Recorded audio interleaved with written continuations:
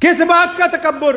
کچھ لوگوں کو تکبر ہے کہ ہمارے پاس دولت بہت ہے، کچھ لوگوں کو تکبر ہے کہ ہمارے پاس حکومت ہے، کچھ لوگوں کو تکبر ہے کہ ہم بہت بڑے افسر بن گئے۔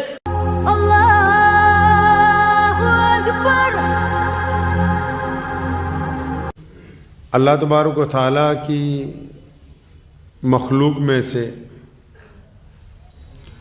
اور پوری کائنات میں سب سے پہلا جو گناہ سرد ہوا، جو غلطی کی گئی، اور وہ اللہ تبارک و تعالیٰ کو اتنی ناپسند ہے کہ انسان اس کو اپنے وہم و خیال میں بھی نہیں لا سکتا کہ اتنی ناپسند ہوگی۔ بعض لوگ سوچتے ہیں کہ شاید زنا ہی سب سے بڑا گناہ ہے، چوری سب سے بڑا گناہ ہے، بدکاری سب سے بڑا گناہ ہے، شراب نوشی، یہ گناہ اپنی جگہ بڑے ہیں اور ان سے بچنا نہایت ضروری۔ لیکن ان کے علاوہ ایک اور گناہ ایسا ہے جو ہوا بھی سب سے پہلے اور اللہ کو ناپسند بھی بہت زیادہ ہے کہ بالکل اللہ اس کو پسند نہیں کرتے، ناراضگی بھی اس کے اوپر اللہ کی بہت ہے، کرنے والے کا انجام بھی بہت برا ہوتا ہے۔ وہ گناہ جو اللہ کو ناپسند ہے اور جس پہ اللہ تبارک و تعالیٰ کی پکڑ بھی آتی ہے، اللہ ناراض بھی ہوتے ہیں، نبی علیہ الصلوۃ والسلام نے بھی اس گناہ سے بچنے کی تلقین فرمائی، قرآن پاک میں بھی اس کا ذکر ہے۔ اس گناہ کو عام زبان میں، عام معاشرے میں، عام بول چال میں ہم لوگ گھمنڈ کا نام دیتے ہیں، تکبر کا نام دیتے ہیں۔ تکبر ایک ایسی بیماری ہے، جب سیدنا آدم علیہ السلام کو اللہ تبارک و تعالیٰ نے بنایا تو یہ واقعے کا ذکر قرآن پاک میں ہے۔ جب آدم علیہ السلام نے اللہ تعالیٰ نے بنایا آدم علیہ السلام کو، تو ابلیس جو تھا، اب یہ ابلیس نام ہمیں اس لیے برا لگ رہا ہے کیونکہ اس کے ساتھ گناہوں کی داستان جڑی ہوئی ہے۔ اگر یہ نیک ہوتا تو ہم اسی کو اچھا سمجھنے لگتے۔ تو ابلیس نے نعوذ باللہ تکبر کیا، اپنے گھمنڈ کا اظہار کیا کہ اللہ میں تو اس سے اعلیٰ ہوں۔ اچھا بھائی تو اعلیٰ کیسے ہے؟ قرآن پاک نے اس کا ذکر کیا، تو اعلیٰ کیسے؟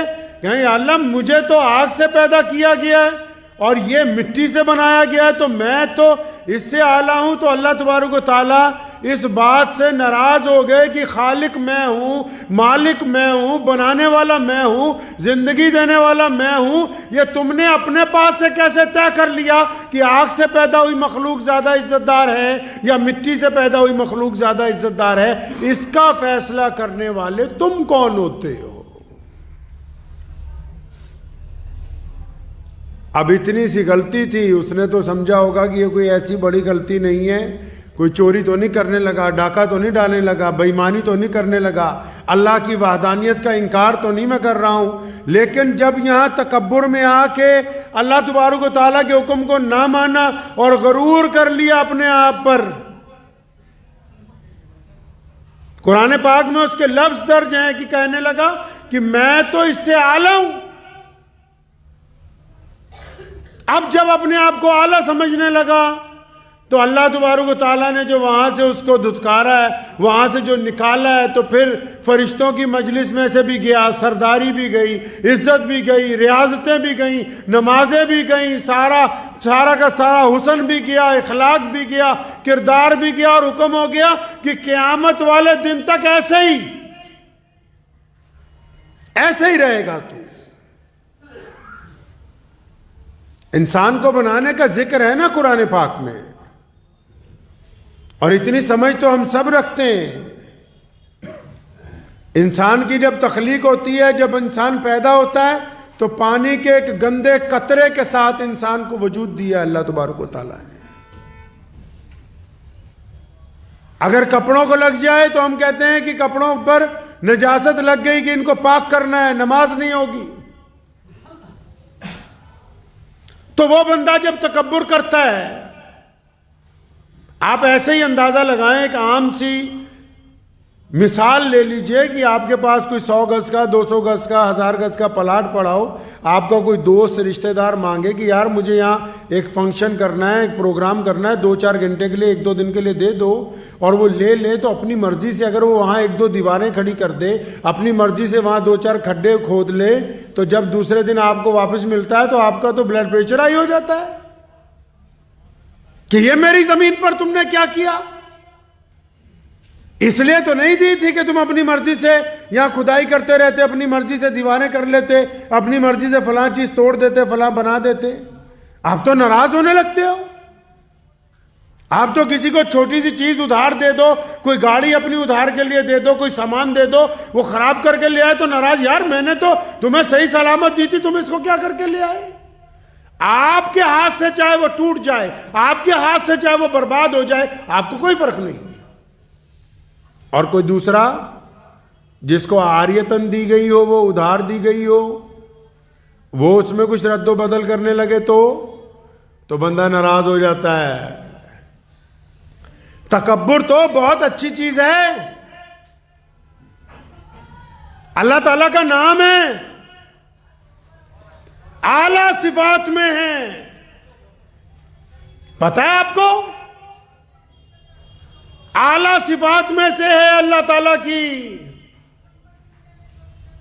ذکر ہے اس کا باقاعدہ اللہ تبارک و تعالیٰ کے ناموں میں. اللہ کو نام پسند ہے, تسبیح کرنے لگو چاہے,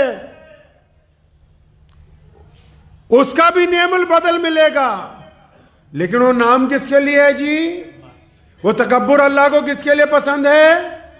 غرور اللہ کو کس کے لیے پسند ہے؟ یہ جو لفظ اللہ نے بنایا متکبر, یہ کس کے لیے کہا؟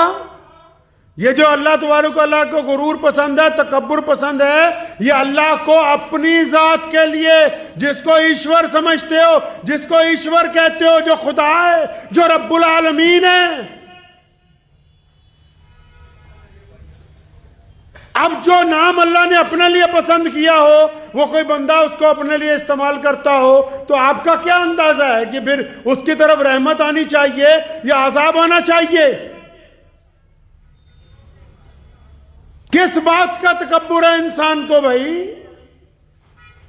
ذرا سا بلڈ پریشر ہائی ہو جاتا ہے تو اس کو لگتا ہے کہ شاید موت نہ آ جائے, نس نہ پھٹ جائے, ڈاکٹر کے پاس بھاگتا پھرتا ہے. ذرا سا پخانہ رک جائے تب بھی ٹینشن ہو جاتی ہے, پتہ نہیں کیا ہو گیا. آنکھوں کے آگے اندھیرا چھا جائے تب بھی گھبرا جاتا ہے. تکبر کس بات کا ہے؟ بہت زیادہ دولت ہے, اس بات کا تکبر ہے. کل تک جن کے پاس بہت زیادہ دولت تھی, آج وہ سڑکوں پر بیٹھے ہوئے بھیک مانگ رہے ہیں. کل تک جن کے پاس بہت زیادہ دولت تھی, آج ان کے محلوں کے کھنڈرات کھڑے ہیں, کوئی وہاں پر ایک وقت میں صفائی کرنے والا نہیں ہے.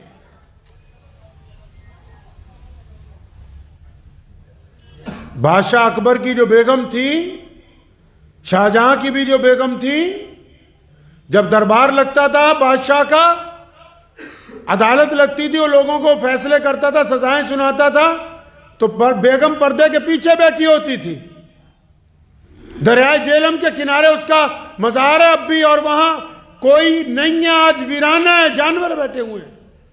اور اس عورت کی یہ تاریخ ہے کہ اگر بادشاہ نے کہا کہ کسی کو پھانسی دے دو, تو اس نے صرف پردے کی کنی پکڑ کے جب ہلاتی تھی تو بادشاہ سمجھ جاتا تھا کہ بیگم اس فیصلے سے ناراض ہو گئی. فوراً قاضی کو کہتا تھا نہیں, فیصلہ بدلو, اس کو پھانسی کی بجائے رہا کر دیا جائے. جن کے پردے کی کنی ہلانے سے لوگوں کے فیصلے تبدیل ہو جاتے تھے, آج ان کی قبریں جو ہیں ویران پڑی ہیں, وہاں پوچھنے والا کوئی نہیں ہے. کس بات کا تکبر؟ کچھ لوگوں کو تکبر ہے کہ ہمارے پاس دولت بہت ہے، کچھ لوگوں کو تکبر ہے کہ ہمارے پاس حکومت ہے، کچھ لوگوں کو تکبر ہے کہ ہم بہت بڑے افسر بن گئے، کچھ لوگوں کو تکبر ہے کہ ہم بہت اعلیٰ عہدے پر بیٹھے، کچھ لوگوں کو تکبر ہے کہ ہم جیسا عالم کوئی نہیں، کچھ کو تکبر ہے کہ ہماری طرح شاید بولتا کوئی نہیں، کچھ لوگوں کو تکبر ہے کہ ہماری طرح حسین کوئی نہیں، کچھ کو تکبر ہے کہ ہماری طرح کوئی پڑھا نہیں سکتا، کئیوں کو تکبر ہے کہ ہماری طرح کسی کے پاس علم کی دولت موجود نہیں، کئیوں کو تکبر ہے کہ ہمارے جیسا کوئی مستری نہیں ہے۔ قبرستان بھرے پڑے ہیں ایسے تکبر کرنے والوں کے ساتھ جو کل تک یہ کہتے تھے کہ ہمارے علاوہ یہ کام کوئی دوسرا کر ہی نہیں سکتا ہے۔ قبرستان بھرے پڑے ہیں، او جی میرے علاوہ فلاں کا کام نہیں چلے گا، جی اگر میں نہیں ہوں گا تو فلاں چیز نہیں چل سکتی۔ صاحب نسبت بزرگ کو پوچھا کسی نے کہ حضرت میں جا رہا ہوں، آپ کے پاس اتنے سال رہا ہوں، مجھے کچھ نصیحت کر دیجئے۔ بڑی خوبصورت بات کہی، کہنے لگا میرے بیٹے میرے بچے دو کام نہیں کرنا۔ کہ حضرت کون سے دو کام نہ کروں؟ فرمایا ایک اللہ بننے کی کوشش نہ کرنا، دوسرا رسول اللہ بننے کی کوشش نہ کرنا۔ شاگرد گھبرایا، حضرت کا ہاتھ پکڑا، فرمایا آپ کیسی باتیں کرتے ہیں، اللہ کون بن سکتا ہے؟ اور نعوذ باللہ یہ گستاخی کون کر سکتا ہے کہ نعوذ باللہ اپنے آپ کو رسول اللہ کہے؟ فرمایا میرے بچے میرا کہنے کا مطلب یہ ہے کہ جو چاہو وہ ہو جائے، زندگی میں جو چاہو وہ ہو جائے، جو چاہو وہ سامنے والا مان لے، جیسے چاہو ویسے رہو، جو چاہو وہ ہونا چاہیے۔ یہ صرف تو اگر ہے تو صرف اللہ کی ہے، اللہ کے علاوہ کسی کی نہیں ہے۔ اس لیے خدا بننے کی کوشش کئی اڑ جاتے ہیں نا کہ نہیں، رشتہ داری میں بھی اڑ جاتے ہیں۔ ہم نے کہا یہاں رشتہ نہیں ہوگا تو نہیں ہوگا۔